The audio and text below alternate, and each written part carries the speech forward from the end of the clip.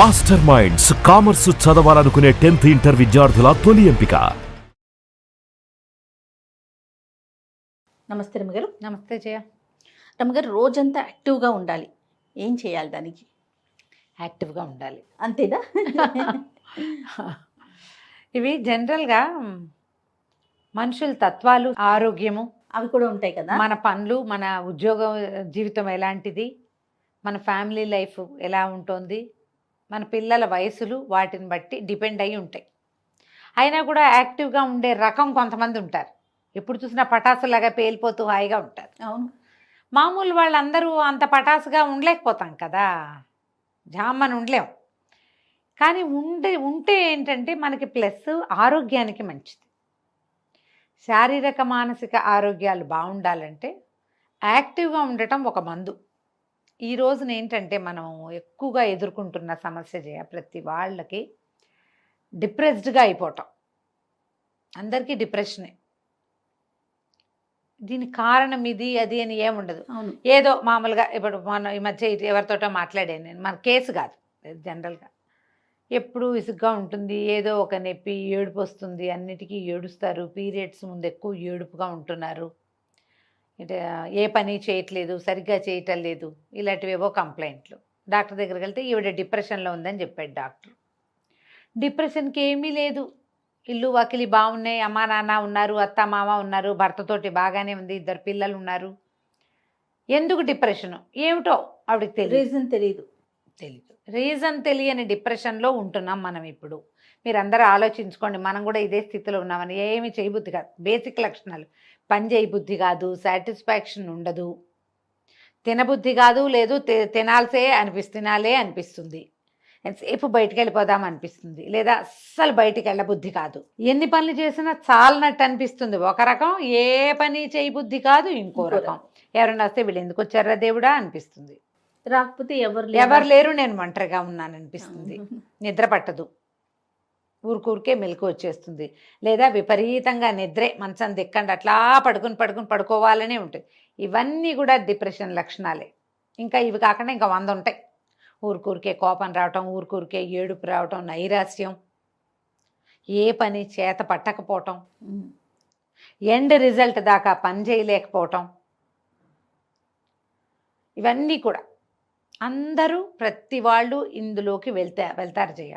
ఇది ఒక సహజమైనది. జ్వరం వచ్చాక ఒక నిస్త్రాన్ని వస్తుంది చూడు, అవును, అలాగా ఇవి పెద్ద పెద్ద పనుల తర్వాత రావచ్చు, డెలివరీల తర్వాత, ఆపరేషన్ల తర్వాత, యాక్సిడెంట్ల తర్వాత, ఏదైనా ఫంక్షన్ అయిన తర్వాత, పిల్లల నుంచి పార్టీషన్ వచ్చినప్పుడు, లేదా అమ్మా నాన్నల partition, brother and sister partition, వాళ్ళు కూడా ఎక్కడికైనా ఫారెన్ వెళ్ళిపోతారనుకో, తమ్ముడో చెల్లెలో బయటికి వెళ్ళిపోతారు, అప్పుడు భర్తలతోటి కొంచెం సెపరేషన్ వచ్చినా, ఏదైనా చిన్న సెపరేషన్లు, వాళ్ళు ఏదో ఊరు వెళ్తారు, అలాంటప్పుడు కూడా రావచ్చు. ప్రెగ్నెన్సీ రావట్లేదని భయాలు అవి ఏర్పడ్డప్పుడు, ఎర్లీ ప్రెగ్నెన్సీలో కూడా ఈ లక్షణాలు ఉండొచ్చు. మనం ఇలా ఉన్నాము అనుకుంటే దాంట్లో నుంచి బయటపడేందుకు ప్రయత్నం చేయాలి. అది ఎట్లా, ఎంత సింపుల్గా చేయాలంటే, మనకి ఎలా తెలుస్తుంది అలా అడుగుతారు. కాదు మనం చీకట్లో ఉన్నాం, లైట్ వేసుకోవాలని మీకు ఒకళ్ళు చెప్పాలా? మనకు అర్థమైపోతుంది కదా ఆటోమేటిక్గా కదా. మీరు ఆలోచిస్తే మీకు అర్థమవుతుంది. ఏమిటి నేను ఇలా పప్పులో ఉన్నాను, నేను ఇలాగే ఉండాలి, ఇలాగే ఉండొచ్చు అనుకోవద్దు. ఎప్పుడు ఇలాంటి నైరాశ్యాల్లో ఎవ్వరూ ఉండకూడదు, ఉండక్కర్లేదు. దానికోసం ట్రై చేయాలంతే. ఓకే. మీరు యాక్టివ్గా ఉండే పర్సనాలిటీ అయినా, లేదా మీరు యాక్టివ్గా ఉండాలి అని భావించినా మీ చుట్టూతా ఇది చేరదు, ఇది పోతుంది. ఒకవేళ వచ్చినా దాన్ని మనం తన్నేస్తాం, ఏదో దారిలో కనపడుతుంది దాన్ని తోపు తోసి మన దారిని మనం ముందుకు నడిచి వెళ్తాం. మీరు ఆలోచించి చూసుకోండి. ఇది 14-16 ఏళ్ల వయసు అప్పటి నుంచి మొదలుపెట్టి 60-70 ఏళ్ల దాకా ప్రతి ఆడవాళ్ళు ఎదుర్కొంటారు. అవును, గమనించండి. మీ పిల్లలు డల్గా ఉన్నా, లేదా విపరీతంగా తినేస్తున్నా, సరిగ్గా మాట్లాడరు, ఎవరైనా వస్తే లోపలికి వెళ్ళిపోతారు, ఏది కొన్నా సాటిస్ఫాక్షన్ ఉండదు, ఇవన్నీ కూడా ఇలాంటివే. ఇది పెద్ద స్థాయి కాదు, చిన్న లెవెల్. దాన్ని సరి చేసుకోవాలి. యాక్టివ్గా ఉంటే ఇవి తగ్గుతాయి. యాక్టివ్గా ఉండటానికి ఏం చేయాలి? ఇది బేసిక్ థింగ్. ఏం చేయాలంటే early to bed, early to rise. Okay. రాత్రిళ్ళు పడుకోండి, పెంద్రాళే పొద్దున్నే లేవండి. ఏదైనా 100% ఫిజికల్ ఎక్సర్సైజ్ ఉండాలి. ఏమీ చేయలేరు మీరు, ఎక్సర్సైజులు రావు ఏమిటో రావు, జిమ్లో చేరే కెపాసిటీ లేదు మనకి, మన వల్ల కాదు. ఇంట్లో చేయండి, వాకింగ్ చేయండి, నడవండి, యోగా చేయండి. సులువు తక్కువ ఖర్చుతో అయిపోయే యోగా క్లాసులు కూడా దొరుకుతాయి. మెట్లెక్కి దిగండి, శుభ్రంగా నడవండి 1 గంట సేపు. ఏదైనా ఇంట్లో పని చకచకలాడుతూ చేసేసేయండి. ఏదైనా వంట చేయండి. శరీరానికి శ్రమ. సర్దటము, పనులు చేయటము, మొక్కల దగ్గర పని చేయటము, పైకి కిందకి నడవటము, ఎవరికైనా సహాయం చేయటము, ఎవరి పనులైనా చేసి పెట్టటము, ఏదో ఒకటి చేసి మిమ్మల్ని మీరు యాక్టివ్గా ఉంచుకోండి. దీంట్లో డ్యాన్సులు, సంగీతాలు, ఏదైనా ఇన్స్ట్రుమెంట్లు నేర్చుకోవటాలు, ఏదైనా సరే, క్రియేటివ్ పని ఏదైనా, ఓకే, ఏదైనా తయారు చేయటం, అవన్నీ కూడా మిమ్మల్ని యాక్టివ్గా ఉంచుతాయి. ఈ ఇళ్లల్లో ఉంటారు, పనులు కూర్చుని పని చేసే కొన్ని ఉంటాయి కదా, కూర్చుని పని చేసే వాళ్ళకు కూడా యాక్టివిటీ అవసరమే. కొన్నాళ్ళకి ఏమవుతుంది, నడుం చుట్టూతా ఫ్యాట్ చేరిపోతుంది, లావుగా అవుతారు, ఒక కదలిక లేని ఒక మనస్తత్వం ఏర్పడుతుంది. దాంట్లోంచి బయటకు వచ్చేయండి. గంటకు ఒకసారి 2 గంటలకు ఒకసారి లేచి కాసేపు అటు ఇటు నడిచి తిరిగి గట్టిగా స్ట్రెచ్చింగ్ ఎక్సర్సైజులు చేసి ఒళ్ళు విరుచుకోండి. మామూలుగానే ఒళ్ళు విరుచుకోవడం తప్పని చెప్తాను కదా, ఒళ్ళు విరుచుకోకూడదు. ఒళ్ళు విరుచుకోకూడదు అంటే నీకు ఎవరైనా 4 ఉన్నప్పుడు నువ్వు చేతులు పైకెత్తి ఒళ్ళు విరుచుకుని చేయకూడదు, తప్పది, అది తప్పు. నువ్వు ఒకదానివే ఉన్నప్పుడు ఒళ్ళు విరుచుకోవు, ఒళ్ళు విరుచుకుంటాం కదా, చేయండి ఆ పని. చిన్నగా ఏమంటారు, వాన వల్లప తిరగటం, గిరగిరా తిరగటం, మన చుట్టూతా మనం 3-4 సిటప్స్ చేయటం. ఇది ఒకసారి ప్రాక్టీస్ చేయండి, మీకు తెలుస్తుంది అసలు ఒళ్ళు విరుచుకుంటే వచ్చే జీవిత సౌఖ్యం ఏమిటి అనేది. అది చేస్తే కానీ తెలీదు. నిజం చేయ. స్ట్రెచ్చింగ్ ఎక్సర్సైజ్ ఎంత బ్లడ్ ఫ్లో పెంచుతుందో తెలుసా శరీరంలో. చాలా రోజుల క్రితం చిన్న ఎక్సర్సైజ్ చేయండి అని ఒక వీడియో చేసాను, అది విపరీతంగా వైరల్ అయింది, బాగా కొన్ని లక్షల వ్యూస్ ఉన్నాయి దానికి. అవును, నిజంగా. చిన్నప్పుడు వాన వల్లప్ప తిరిగేవాళ్ళం. ఎవరికైనా వాన వల్లప్ప తెలుసా? ఎందుకు తెలియదు రమ్మగారు? అది తెలుసా? నాకు తెలుసు. అదేమిటో గుర్తు చేసుకుని చేయండి తప్పకుండా, హ్యాపీగా. ఒక్కసారి గిర్రుమని బొటన వేలు మీదో, కాలి వేలు మీదో, కాలి మడవ మీదో మీ చుట్టూతా మీరు తిరిగి చూడండి. ఒక్కసారి 2-3 ఏళ్ల వయసు తగ్గిపోతుంది జయ. ఎంత బాగుందో కదా వినడానికి, చాలా బాగుంది. అదే, బాగా ఒళ్ళు తోముకొని స్నానం చేయండి.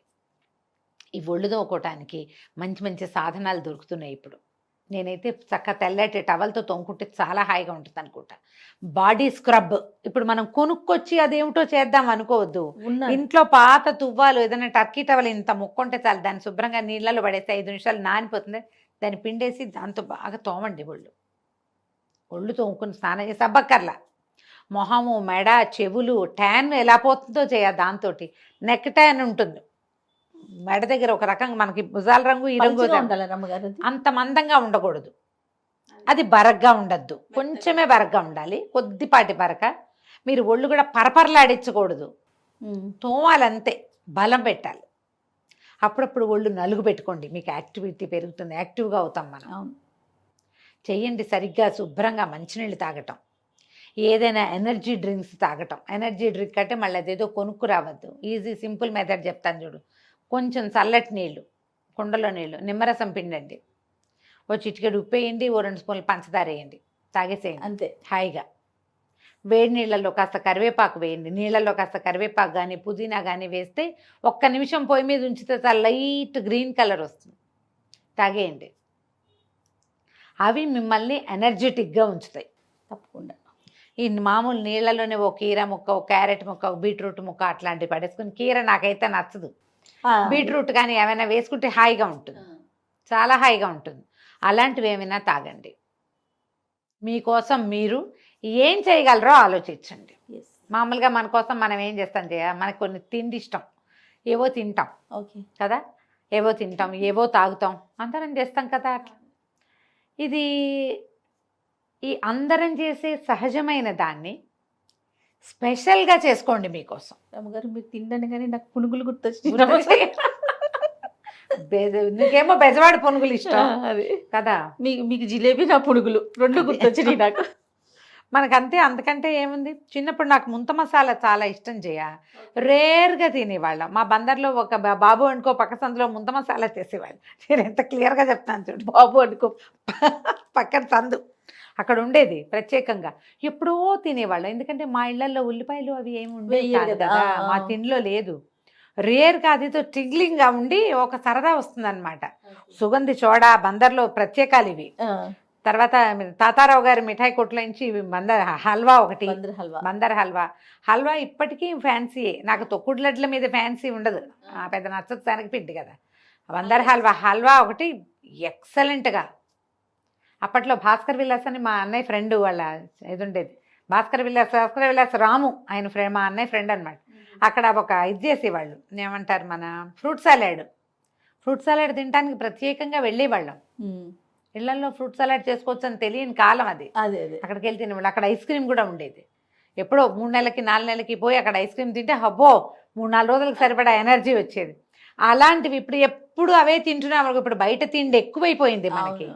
ఎప్పుడు ఏదో ఒకటి తింటే ఆర్డర్ చేస్తే ఇళ్ళకి వచ్చేస్తాయి. అలాంటివి కాదు, మీకు చమక్కమనిపించే చిన్నప్పటి టేస్ట్ ఏదైనా ఉంటే దాన్ని పెట్టండి, దాంతో మీరు యాక్టివ్గా అవుతారు. చక్కగా సుగంధి పాలు లాంటివి తాగండి, రూఅఫ్జా లాంటివి తాగండి, బోల్డ్ ఉన్నాయి.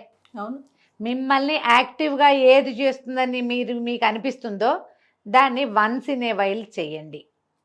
డ్యాన్స్ చేసేయండి, కావాలంటే మీ ఆయన కూడా నేర్పించండి. సూపర్, ఏదో ఒకటి చేయండి, చేసి యాక్టివ్గా ఉంచుకోండి. దీనివల్ల ఏంటంటే మీకు మెంటల్ హెల్త్ బాగుంటుంది. ఈ పిచ్చి చిన్న చిన్న నసల్లోకి మీరు వెళ్ళకుండా ఉంటారు. ఈ నస తప్పదు జీవితంలో. దాని నుంచి బయటపడేందుకే ప్రయత్నం చేయండి ఎప్పటికప్పుడు. రమ్మగారు 10 to 6 సిస్టమ్స్ ముందే కూర్చుని పనిచేసే పిల్లల్నే చూస్తున్నాం ప్రెసెంట్.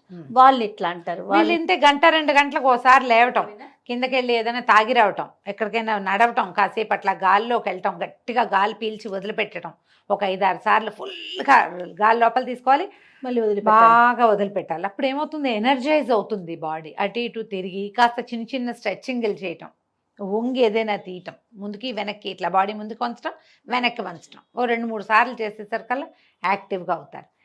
మీరేం చేస్తారు, ఇలా కూర్చునే వాళ్ళు ఇంత తినకండి, ఇంతంతా తింటూ ఉండండి. ఇంత తింటే అంతేమీ ఒళ్ళు రాదు.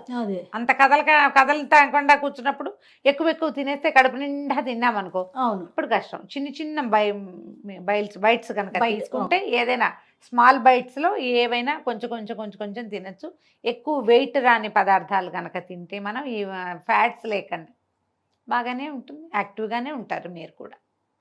కానీ వారంలో ఒక 2-3 రోజులైనా కనీసం ఒక మంచి ఎక్కువ ఎక్సర్సైజ్ ఉంచుకోవాలి ఎవరైనా సరే, అంతే కదా.